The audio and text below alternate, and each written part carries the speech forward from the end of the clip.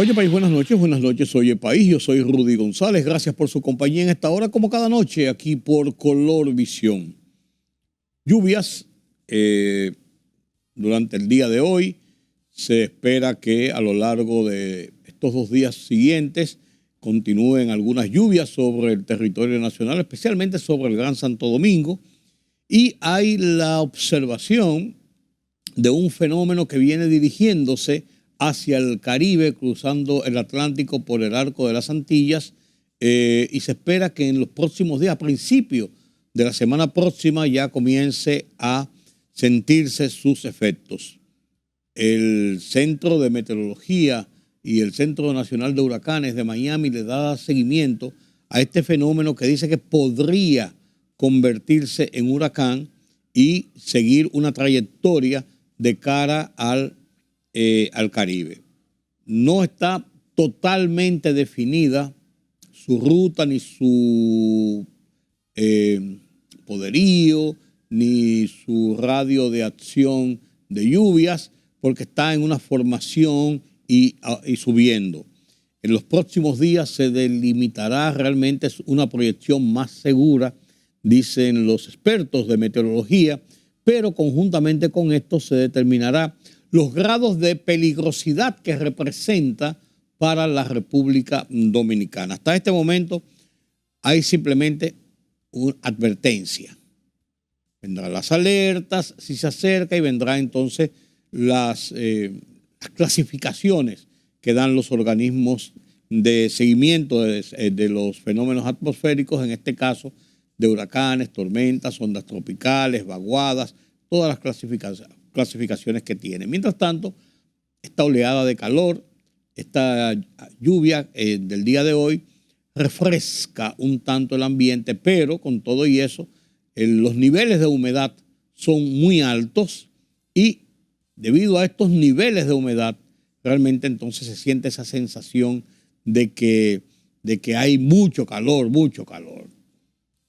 Tránsito infernal en las calles, desde el lunes que comenzaron las clases nueva vez, y cuando llueve la gente como que se amema.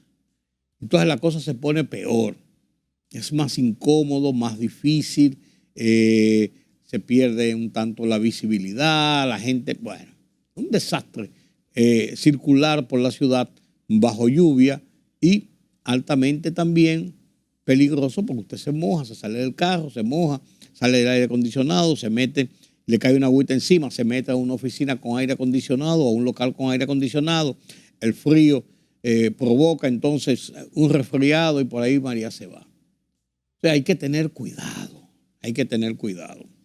Eso es la perspectiva de la jornada del día y los días subsiguientes, de acuerdo a los partes de meteorología. El presidente Luis Abinader emitió el decreto 488-24, mediante el cual sigue designando funcionarios. Recayó esta vez en Maritza López, que es una aliada política del PRM en las elecciones pasadas, y pasa a ser la directora del IDECOP, Instituto de Cooperativas, IDECOP. Y Ligia Pérez Peña fue nombrada directora ejecutiva del CONANI, Consejo Nacional de la Niñez. 2 nuevas funcionarias del gobierno de este segundo periodo del presidente Luis Abinader. Todavía quedan algunos cambios, algunos puestos por ahí. Quedan algunos puestos, sí. Hay muchas expectativas de qué va a pasar, de hacia dónde vamos. Hay gente esperando en el banco, hay unos aliados que todavía no se les ha dado una posición y esperan. Hay dirigentes del partido que están esperando ser nombrados. Hay gente que quiere sus cargos, determinados cargos. Hay otros que es la decisión del presidente, de todas maneras, finalmente, pero hay otros que tendrán que no conformarse, sino que entender que el presidente forma su esquema de su equipo de funcionarios en cada dependencia de acuerdo a una multiplicidad de pareceres del presidente, si es una persona del partido, si es una persona que reúne esas condiciones, si quiere conformar un equipo relacionado o interrelacionado con otras dependencias quién es una persona idónea para ello, con quién se tiene un compromiso de aliado, de político, de personas del sector privado que se traiga, etcétera, etcétera. Por eso lo define el presidente. Él es que sabe su esquema. La gente se desespera y cree que se va a quedar fuera y hasta manda videos y pone a circular versiones y tiene amigos en medios de comunicación que dicen, mencióname, a ver si se acuerdan de mí. Todo eso ha pasado y sigue pasando y seguirá pasando. Ese es un diario vivir en la, diría yo, mecánica cotidiana de la vida política, institucional, gubernamental de República Dominicana. Así es la cosa, así es la cosa. Hoy también vamos a hablar sobre el tema de las reformas, específicamente la reforma constitucional y alguna pasadita al tema de la reforma laboral. El incidente penoso ocurrido en la Cámara de Diputados con la gente de Provida, lo vamos a chequear. Vamos a hablar del tema de la inmigración haitiana y lo que se está planteando en los últimos días. Este reportaje del periódico El País del miércoles, muy duro, muy ácido. Esta información, esta declaración de Amnistía Internacional y de el ACNUR, también muy serio sobre el país, y también de la encuesta que hizo el Ministerio de Economía y Desarrollo. Algunos detalles interesantes de esta encuesta. Estos y otros temas después de la pausa.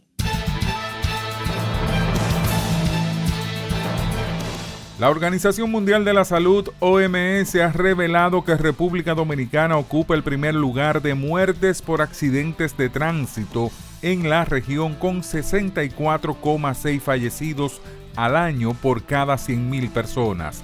Mientras la Dirección de Señalización del Ministerio de Obras Públicas asegura que, de acuerdo a sus cifras, solo en el primer trimestre de este año 578 personas murieron en colisiones, atropellamiento o deslizamientos de autos ligeros y pesados en carreteras, un 29% más que en similar periodo de 2023. El ministro de Educación Superior, Ciencia y Tecnología, MECIT, Franklin García Fermín, considera que sería un grave retroceso para el sistema educativo dominicano la unificación de ese ministerio con el Ministerio de Educación, MINER.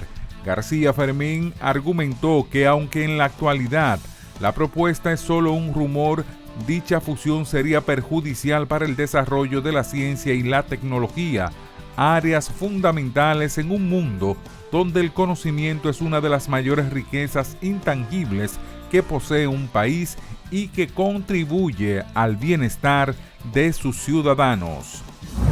Las autoridades meteorológicas continúan vigilando una zona de aguaceros con tormentas eléctricas y que podría convertirse en una depresión tropical a principios de la semana próxima. El informe de las 8 de la mañana de este jueves del Centro Nacional de Huracanes de Estados Unidos señaló que el sistema tiene una probabilidad de formación durante 48 horas cerca del 0%, durante 7 días de 40%, mientras el Instituto Dominicano de Meteorología, Indomet, informó que este jueves el paso de una onda tropical provocará lluvias sobre algunas zonas de provincias.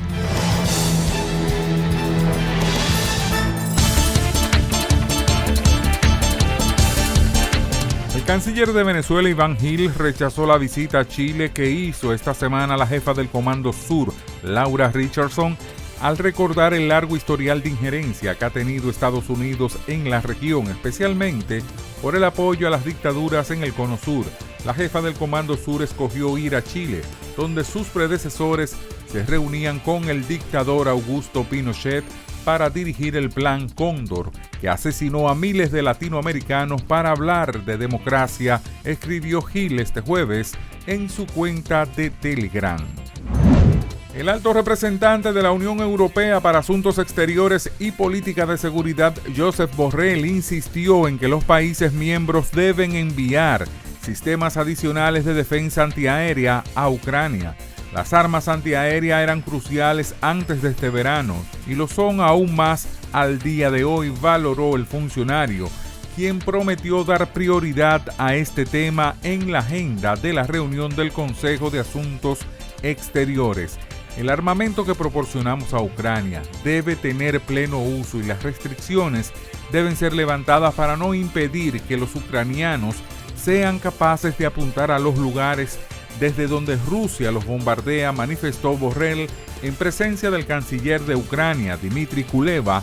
De otra manera, este armamento es inútil, aseveró Borrell. Y la Fiscalía de París ha anunciado que el cofundador de Telegram, Pavel Durov, ha sido imputado y puesto bajo vigilancia judicial con la condición de pagar una fianza de 5 millones de euros y la prohibición de salir de Francia. La libertad solo reside en los estados en los que el pueblo tiene el poder absoluto. Por el respeto a los valores democráticos y la dignidad del pueblo dominicano, El Rumbo de la Tarde, plural, objetivo, comprometido siempre con la verdad. Con Georgie Rodríguez, Rudy González y Ramón Colombo. Los poderosos ya están en el aire.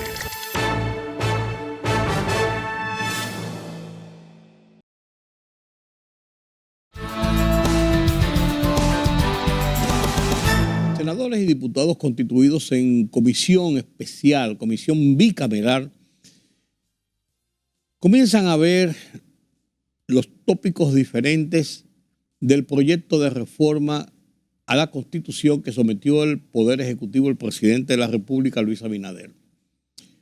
Proyecto de reformas el proyecto que somete el presidente es un proyecto de ley para la convocatoria de la Asamblea Revisora para conocer de casos determinados de reforma a la Constitución que deberán ser después acogidos o rechazados por la Asamblea Revisora, senadores y diputados en conjunto. Y está basada en 4 puntos esenciales. El tema de el candado o los candados para la extensión o pretensión posterior de hacer reformas para alargar o prolongar o cambiar o variar lo establecido en cuanto a lo que es el periodo del mandato constitucional. El mandato constitucional actualmente es que usted puede tener un periodo de 4 años y puede reelegirse, la corbata se me está dando carpeta, reelegirse para un segundo periodo de 4 años. O sea, en total, usted puede pasar 8 años si es electo y después reelecto, 8 años y jamás optar por una posición de presidente o vicepresidente. Eso es lo que dice la actual Constitución. Ahí hay un candado puesto seguro. Pero se habla de un segundo candado donde el propio presidente se está estableciendo un transitorio que dice que el presidente actual, en el momento en que se produzca esta reforma, no puede volver a presentarse nunca jamás al concluir este periodo en el 2028. Similar a lo que hizo Danilo Medina en el 2015, de otra forma, con otro propósito y con otra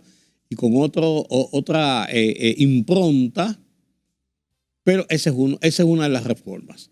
Otra reforma es la de la escogencia y el tiempo de duración de esa escogencia que debe tener el Procurador General de la República. O sea, los movimientos y algunos puntos interesantes sobre el Ministerio Público, la Procuraduría General de la República, que el presidente Luis Abinader ha dicho desde la campaña del 2020, a lo largo de este periodo 2020-2024, en la campaña para el 2020, las elecciones del 2024, desde que inició su periodo 2024-2028, ha enarbolado el tema de consolidar mediante mecanismos constitucionales la independencia total del Ministerio Público, principalmente en la cabeza del Procurador General de la República. Este es un tema que ha concitado discusiones, posiciones de sí y no encontradas entre expertos constitucionalistas, en otros sectores de la vida nacional, incluyendo a los fiscales, que tienen una asociación bastante fuerte, Asociación de Fiscales de República Dominicana. La tercera reforma es la relativa a unificar las elecciones congresuales con las presidenciales, no, las municipales con las congresuales y presidenciales. Que sea un solo proceso de elección, no dos como hay ahora. Ahora es con una diferencia de 3 meses, una en febrero, tercer domingo de febrero, y otra el tercer domingo de mayo. Esto después que era desde el 1994, cuando la reforma para zanjar la crisis electoral que se produjo en esa ocasión entre Peña Gómez y Balaguer. En esa reforma se consignó quitarle 2 años a Balaguer, y entonces, por tanto, se separaron automáticamente las elecciones municipales y congresuales que se registraban conjuntas. Al quitarle 2 años y tener que llamar a elecciones en 2 años, quedaron separadas por 2 años. Eso porque solamente se hizo la modificación en la ocasión para recortar 2 años al periodo presidencial. Por eso hubo elecciones en el 98, congresuales y municipales. Por eso hubo elecciones congresuales y municipales en el 2002. Por eso hubo elecciones congresuales y municipales déjame decirlo en forma organizada. Hubo elecciones totales en el 1994, se les recortaron 2 años, y hubo elecciones presidenciales nueva vez en el 1996.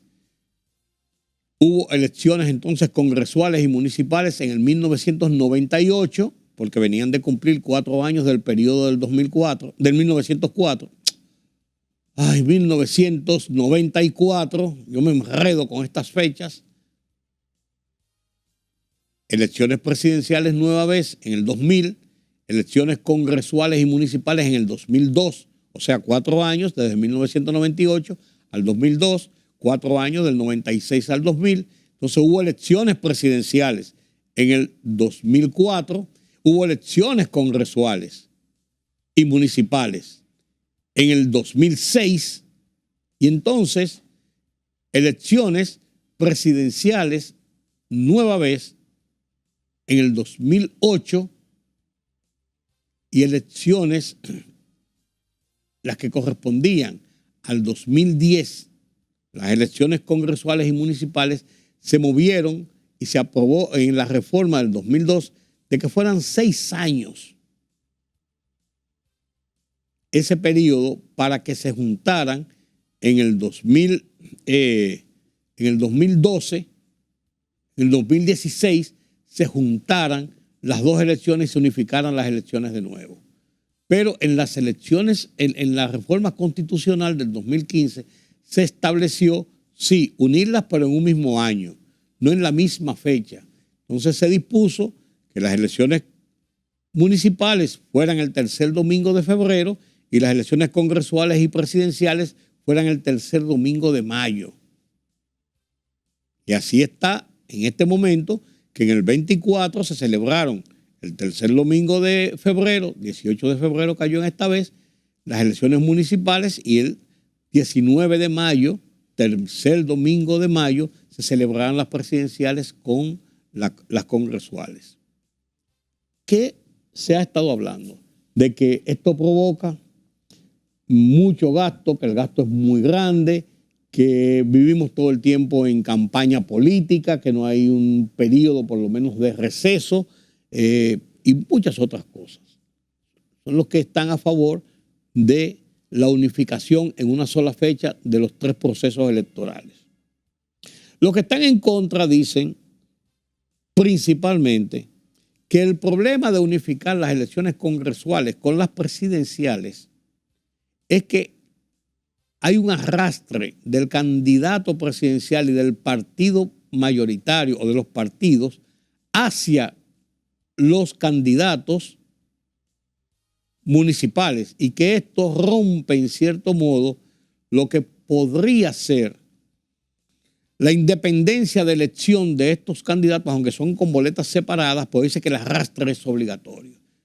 Yo creo que el arrastre existe de todas maneras porque los partidarios de un segmento político y la figura presidencial o hegemónica o de liderazgo de ese segmento político siempre va a arrastrar las candidaturas municipales y las candidaturas a senadores y las candidaturas a diputados. Siempre va a ocurrir esto, pero ese es el argumento que se esgrime. Y el cuarto punto de esta discusión es la reducción de la matrícula de la Cámara de Diputados, que actualmente tiene 190 diputados y se está tratando de reducir 52 y dejarlo en 137, porque se va a ampliar también los diputados a nivel nacional, que ahora son 7, me parece que se están llevando a 20. ¿Dónde está el tranque? Parece que puede haber consenso sin mayores requilorios en el Congreso, en el sentido, bueno, vamos a comenzar poniendo las cosas en su punto. El PRM, que es mayoritario en la Cámara de Diputados, tiene 150 y pico, de 190. Y en el Senado tiene 29 votos con lo del PRM y aliados. Tiene 29 votos contra 3 de la oposición que ostenta la Fuerza del Pueblo. El PLD no tiene senadores. Tienen capacidad los senadores y diputados conformados en asambleas revisoras que necesitan la votación de 2/3 partes, tienen la capacidad para aprobar el proyecto como está y hacerle cambios si se van en mayoría y toman una decisión de conjunto. Tienen la capacidad dejando a la oposición fuera en la votación. Que puedan decir, puedan tornar, puedan mirar, puedan oponerse, pero no tienen la fuerza legal en la votación para poder oponerse a lo que decida, en este caso el partido de gobierno, si va unificado. Pero ¿qué ocurre? En el tema de los candados o del candado, aunque una gente dice que eso no es necesario, que para qué reformar la Constitución, bueno, la oposición dice eso. El PLD y la Fuerza del Pueblo están en contra de la reforma constitucional. Dice que eso no es necesario, que eso no es imperativo, que para qué, bien, punto. Pero dentro del conglomerado social del país, el conglomerado político del país, el conglomerado profesional de lo que tiene que ver con los temas constitucionales, en el tema de el candado para el periodo presidencial que no se pueda prolongar, hay a favor y en contra, pero no son muy radicales. Si se aprueba, eso es ponerle más de lo mismo, pero está bien. En torno, vamos a ir como Jack el Destripador, uno por uno, en torno a la unificación de las elecciones, en torno a lo que tiene que ver con el tema de justicia del Procurador General de la República, hay divergencias. Hay posiciones que dicen que eso no es necesario, hay posiciones que dicen que por qué 2 años nada más y no por 4 años, que se escoja al procurador. Hay divergencias en eso, pero que no son tan insalvables, porque vienen más desde afuera del sector de la clase que tiene que ver con lo de la justicia y el tema constitucional, que desde adentro. Ahora, adentro, entre los legisladores, incluyendo los propios del PRM, que son mayoría, hay diversidad de criterios. Primero, en torno a la unificación de las elecciones. ¿Por qué razón? Porque ellos son políticos. Es uno de los principales estamentos políticos del sistema institucional de Estado en República Dominicana. El Congreso Nacional son todos políticos y vienen de la política y llegan a sus cargos por política, por acción política directa. Ellos dicen, entienden, asumen que es quitarle una posibilidad de elección y quitarle posibilidad de tener diversidad y oportunidades de que dirigentes de su partido o de otros partidos pudieran acceder a una posición municipal. Punto 1. En el tema de la reducción de la matrícula de los diputados, ahí sí que la puerca retuerce el rabo. Una buena mayoría está en contra de que le recorten la matrícula de la Cámara de Diputados. Hay quienes dicen que deben ampliarla y que la ley establece que deben ampliarla de acuerdo a la ampliación de la matrícula de ciudadanos en el país mayores de edad, con derecho a voto. De la población en sentido general. Y están radicalmente opuestos a eso. La última suerte como de contención habla de que podían ser que en vez de disminuir 52, podían disminuir 15 y ellos manejan cómo podían disminuirse 15 en algunas demarcaciones y ya con eso estarían satisfaciendo una reducción de la Cámara de Diputados. Ahí están intransigentes. El presidente Luis Abinader se reunió la semana pasada con los miembros de la dirección del partido, la dirección política, la alta dirección del PRM. Y minutos después de terminar esta, conjuntamente con estos, hubo una reunión, pasaron una reunión con los senadores y diputados del partido para plantear las líneas políticas del partido en torno al proyecto de reforma constitucional, urgiendo a sus legisladores a que aprobaran esas reformas, que dieran su visto bueno a esas reformas. Parece que, bueno, sí, hubo desavenencias, no, pero se quedó ahí en nada. Oyeron la directriz del partido. Pero esos mismos senadores y diputados participaron en el fin de semana pasado en un congreso en Punta Cana, congreso como de inducción a los cargos porque hay muchos legisladores nuevos y eso se hace al inicio de cada periodo. Es organizado por el Tribunal Constitucional, FINJUS, el Congreso y había unos participantes de primera línea en el accionar político y profesional de derecho, de medios de comunicación, de la sociedad civil en ese conversatorio de 2 días. Ese seminario, ese encuentro, ese retiro especializado para los congresistas. Pero ahí uno de los temas que se aprovechó entre los propios legisladores del partido de gobierno, aquí, para hablar sobre este tema de la reforma constitucional. Y de ahí surgieron posiciones que, mira, todo así no puede ser, no puede ser esto, no puede ser aquello. Bueno, y hubo gente que dijo, bueno, que hagan lo que quieran con nosotros, que nos sometan al tribunal disciplinario, pero yo no creo en esto, yo creo en aquello. Y tratan de invocar incluso una realidad y una máxima que indica que los legisladores tienen un grado de dependencia alto de su partido porque actúan como entes políticos de determinadas fuerzas políticas, pero que su grado de independencia les permite poder actuar ya una vez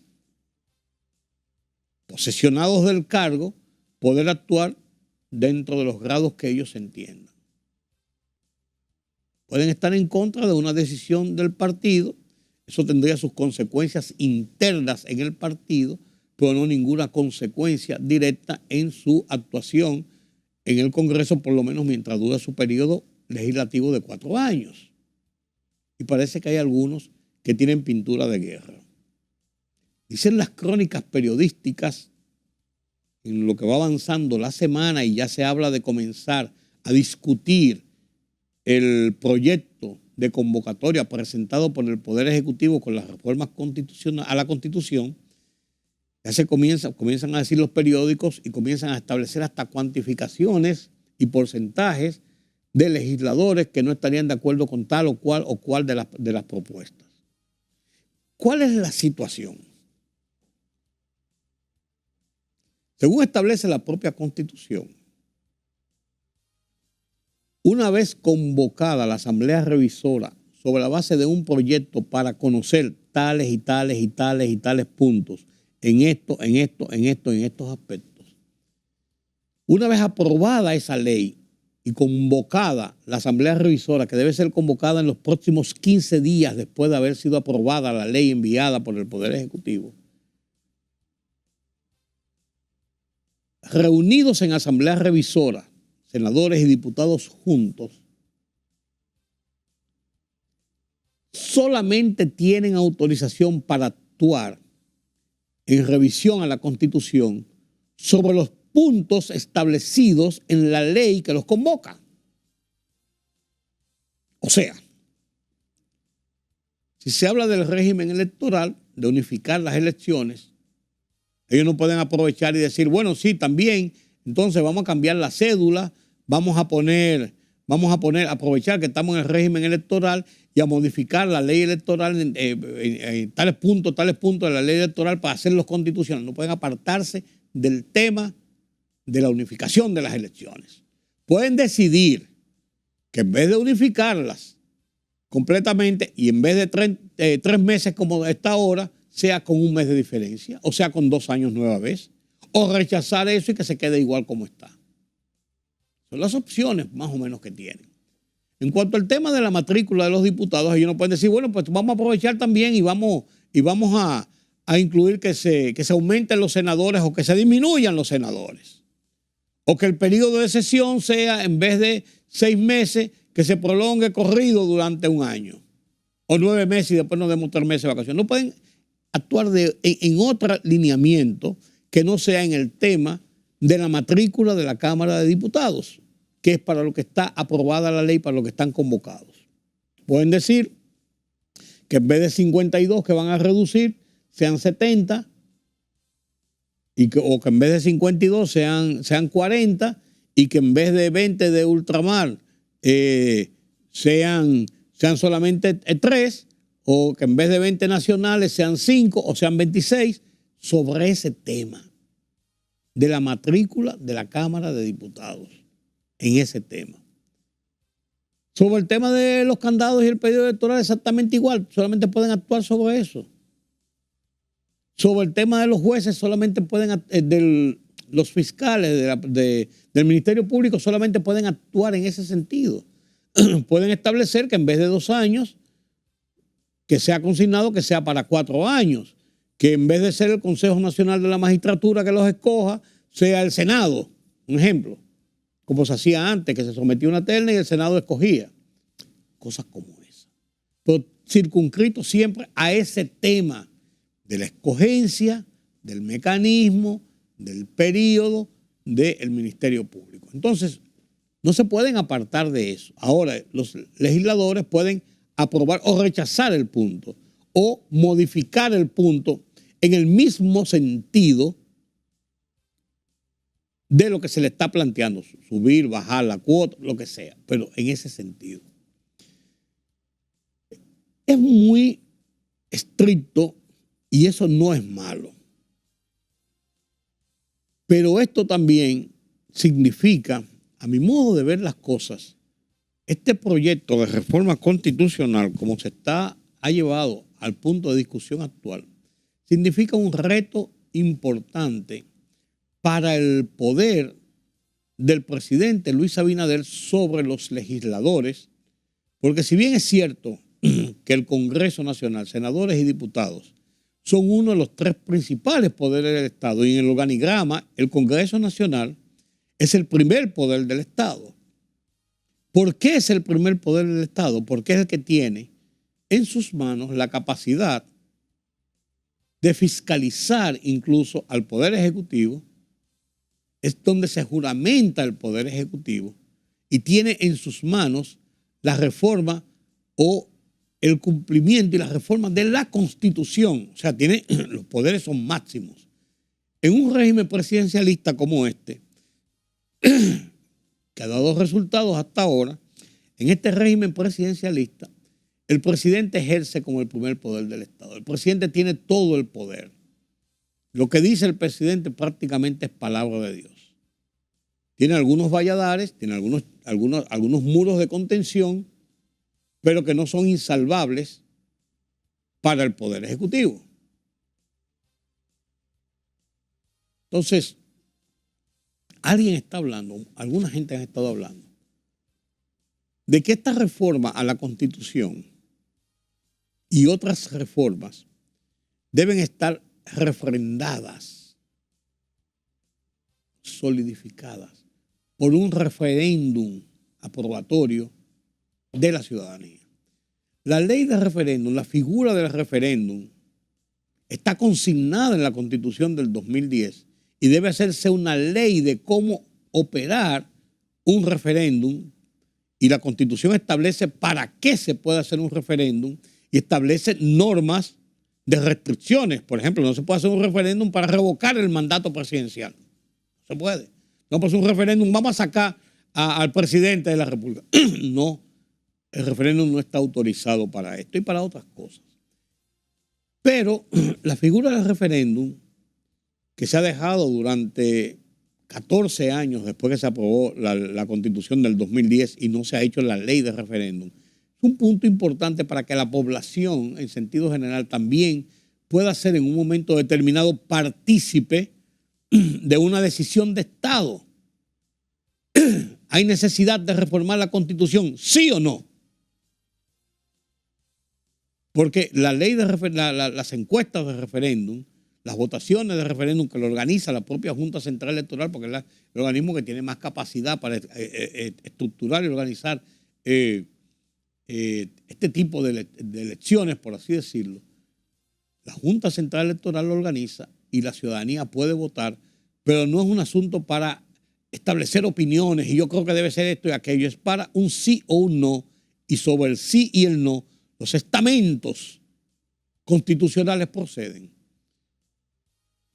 Debe cambiarse la ley electoral para que en lo adelante las elecciones estén unificadas, ¿sí o no? ¿Sí o no?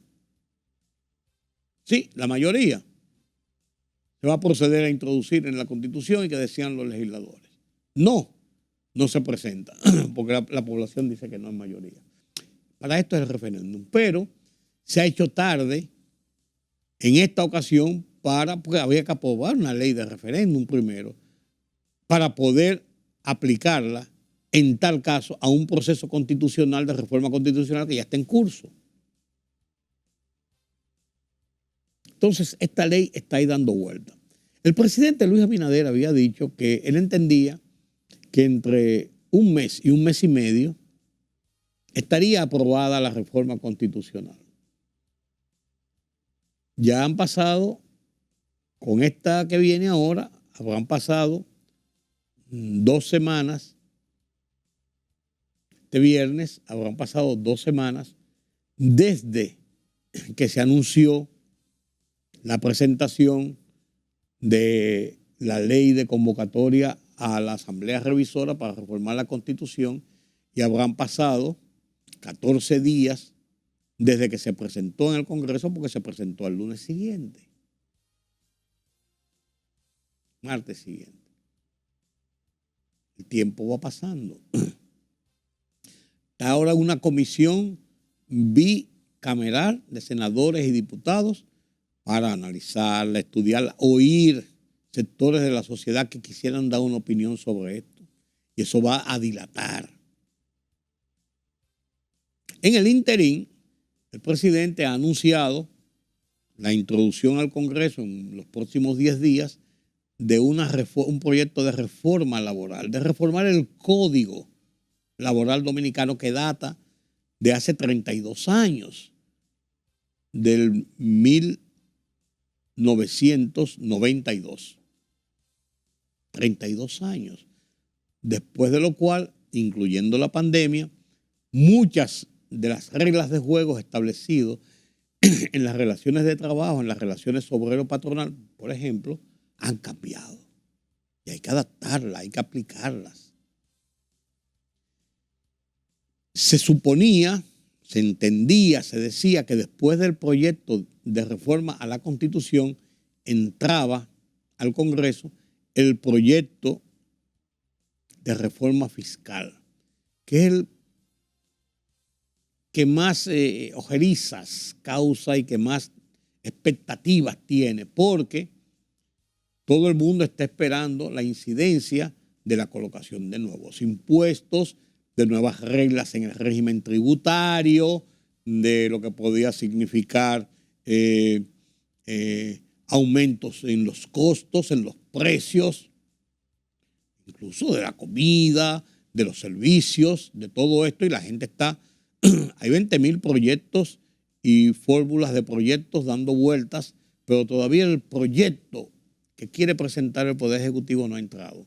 Se presumía, y de ahí el timer, de que en un mes y medio más o menos podía estar aprobado la reforma constitucional y después iba la reforma fiscal, es porque el día 1 de octubre, según la ley de presupuesto y establecido en la Constitución, debe ser depositado ante el Congreso Nacional el proyecto de ley de ingresos y gastos públicos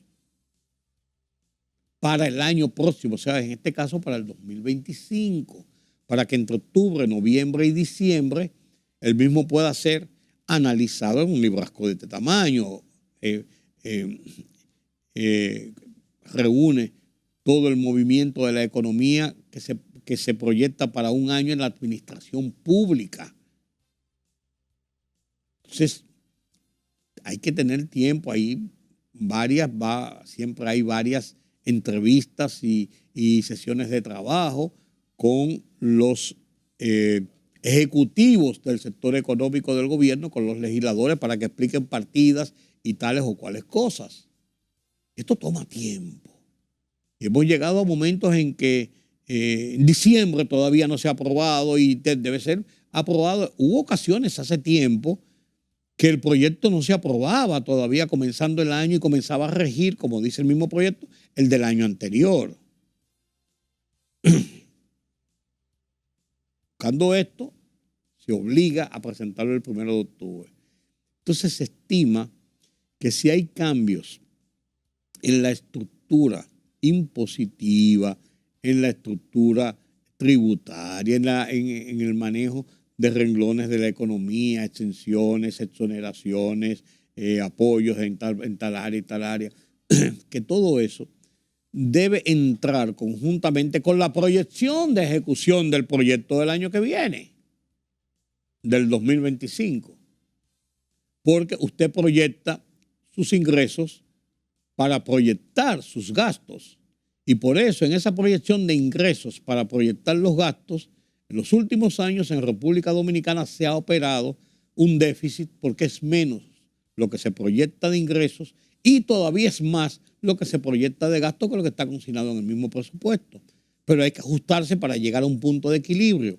3.1% del PIB regularmente en los últimos años, llegó a un 5 en una ocasión, ha estado cifrado el déficit entre los ingresos y los gastos. Y esto representa actualmente 260, 270 mil millones de pesos en un año, que se está sufragando con préstamos internacionales, con la colocación de bonos en el extranjero para poder compensar esos requerimientos que tiene el gobierno central para la ejecución de sus gastos durante ese año 1 de enero, 31 de diciembre. Tan fácil como eso, señores.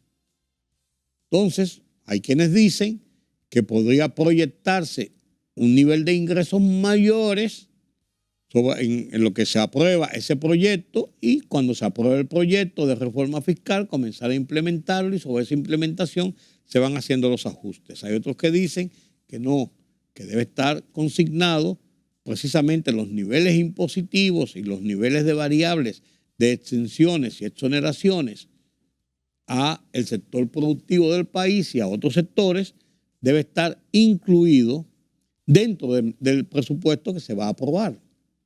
Hay muchas variables. Lo que sí es cierto que con la entrada del proyecto laboral parece que el proyecto de reforma fiscal se va a dilatar.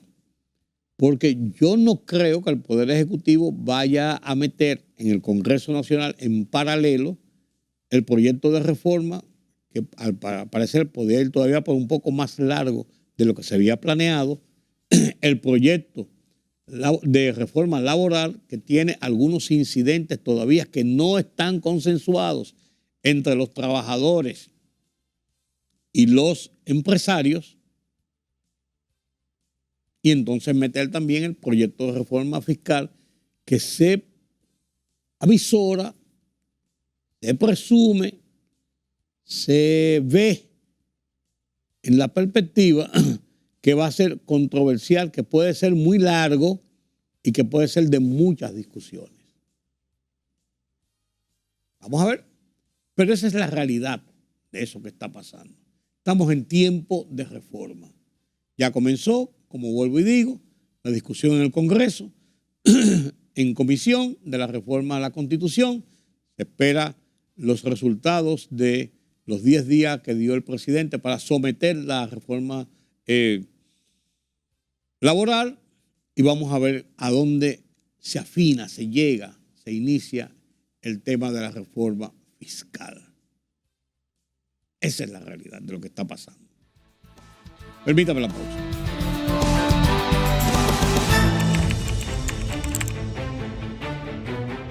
Periodismo de investigación, columnas, opinión, análisis, reportajes de fondo. Hora por hora, una completa plataforma multimedia. Periodismo con valor. Noticias horaporhora.com.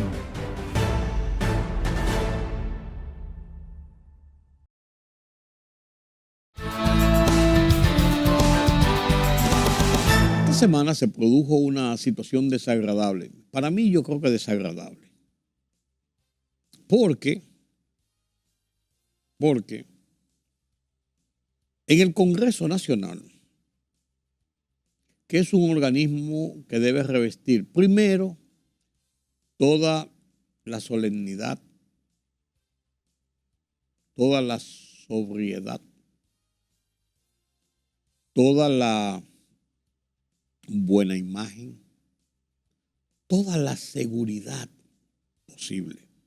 Cuando yo cubría el Congreso Nacional como editor político del periódico El Caribe, antes de pasar a última hora, entre los años 70 y tanto hasta los años 80, principios de los 80, yo tuve casi 12 años como encargado de la cobertura política para el periódico El Caribe, y una de mis asignaciones principales era la cobertura cotidiana de los días de sesiones, que eran martes, miércoles y jueves. Entonces, yo cubría el Senado y había otro de mis compañeros que cubría la Cámara de Diputados. El Senado de esa época, el edificio del Congreso de esa época, era una oficina pública casi cualquiera. Al salón de sesiones sí había un poquito más de restricción para entrar, pues entraba acá todo el mundo, por así decirlo. Hoy, el Congreso Nacional está revestido de un aparato de seguridad y se ha transformado totalmente. Entonces los pasillos están limpios de gente, no hay gente por aquí y por allí. Está todo muy bien organizado, muy bien limpio y muy bien decorado. Hay oficinas, cada senador tiene una oficina.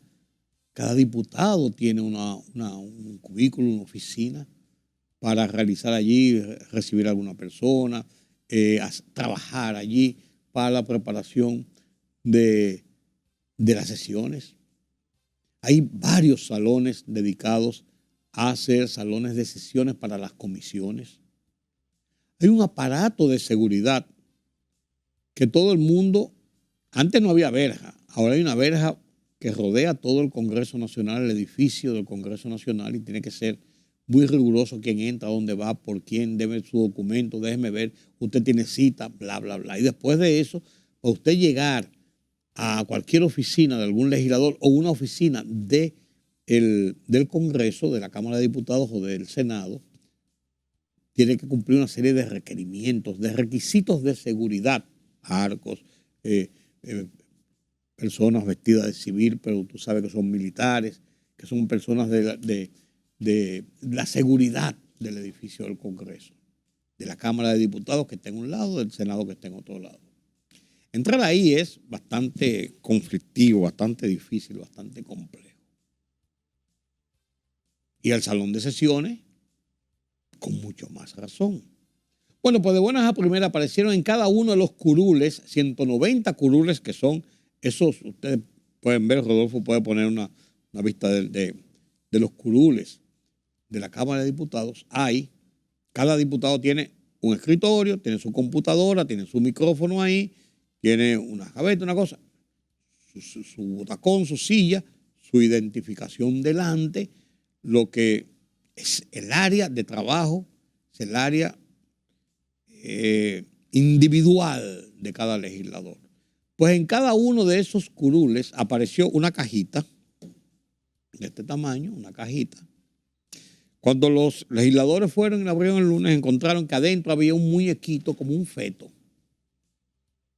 Un muñequito como un feto. Era, según lo que se dijo después, un recordatorio y una advertencia a los legisladores sobre el tema de las 3 causales y el tema de la discusión sobre la despenalización del aborto que unos piden y el mantenimiento de la prohibición del aborto que otros demandan. Actualmente hay una prohibición del aborto consignado en la Constitución de la República. Bien. El Código Penal está paralizado desde hace años por la irresponsabilidad de los señores legisladores, diputados y senadores de resolver el tema de las 3 causales y sobre la base del tema de las 3 causales tomar una decisión de si las aprueban o las rechazan. Si no están de acuerdo con eso, que saquen eso de ahí, y el Código Penal, mientras tanto, está paralizado desde hace años porque los legisladores que tienen posiciones, muchos de ellos dicen que posiciones morales, religiosas, de formación y educación de hogar, que no les permite votar en favor de tal o que le permiten votar en favor de tal cosa, pero que no toman una decisión y le dan el limbo, la irresponsabilidad del limbo, lo dejan ahí. Se ha caído varias veces, ha vuelto a ser introducido, todo esto. Pero entonces apareció esto de este grupo Provida,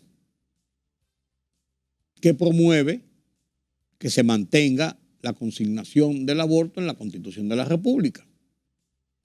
Los legisladores, los diputados, pegaron el salto al cielo y dijeron que esto, además de ser irregular, esto de colocarle en sus curules una advertencia, una admonición, un recordatorio, además de eso, plantean de por qué, cómo, cuándo, con autorización de quién se violentó la seguridad del hemiciclo para poder llegar a cada curul y poner unas cajitas de esta naturaleza, que pudo haber sido cualquier otra cosa. Pero nadie sabe, nadie dice nada. El presidente de la Cámara, el señor Alfredo Pacheco, dijo, bueno, eso realmente no debió ocurrir, pero no dijo, vamos a investigar y vamos a sancionar a quien ordenó o hizo esto de una forma irregular que violenta la seguridad de la Cámara de Diputados. No. Entonces se ha armado un bochincheo con esto porque los legisladores se han pronunciado en este sentido y del otro lado, la señora Patrocinio, la señora, ¿cómo se llama la señora Patrocinio? Por aquí lo tengo. La señora Damaris Patrocinio. La señora Damaris Patrocinio, que es la presidenta de una organización que se llama, que es Provida, es una asociación Provida, que se llama, lo tenía por aquí, se me perdió el nombre de Provida. Bueno, esas personas se asumen que lo hicieron, que tomaron la decisión son los que provocaron esto de poner estas cajitas en el local de cada legislador, pero no dicen cómo entraron ni cómo lo hicieron y por encima de eso defienden y las arremeten contra los diputados que se han pronunciado en contra de lo que ellos consideran una violación de su espacio de seguridad y privacidad para las acciones legislativas. La señora Patrocinio lo dijo así. Mi nombre es Damaris Patrocinio, presidente del Foro de Mujeres en Defensa de la Vida y la Familia. Muchos medios me han estado llamando para preguntarme, y yo quiero dar una explicación a todo esto. Lo que sucedió ayer con estas cajitas en el Congreso fue un gentil recordatorio a los diputados y senadores que juraron por respetar, defender y cuidar la Constitución el pasado 16 de agosto.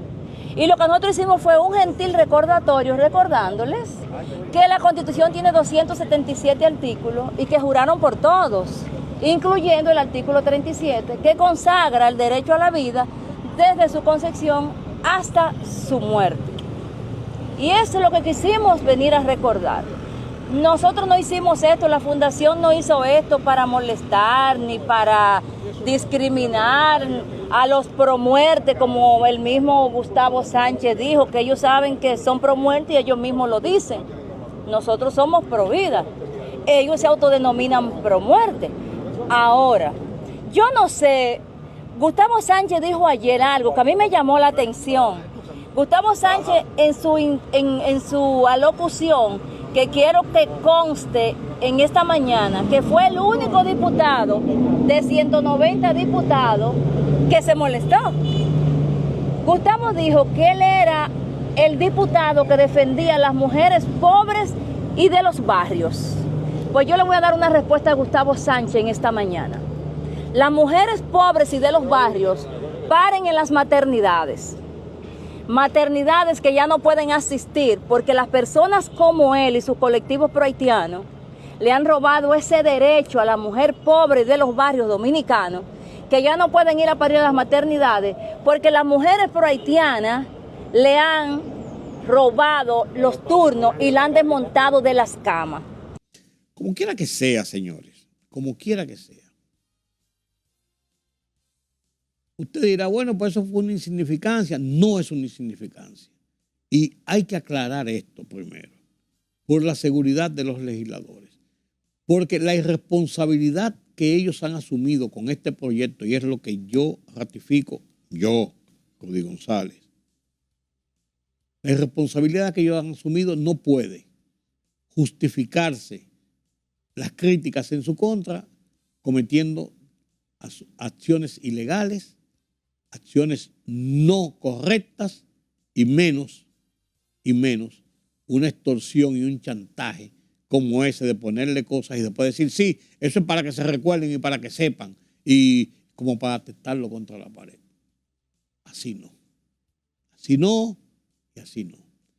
Yo creo que los legisladores deben tomar una decisión sobre el tema de este proyecto y dejarse de periquitos y dejarse de irresponsabilidades, que es la palabra que uso.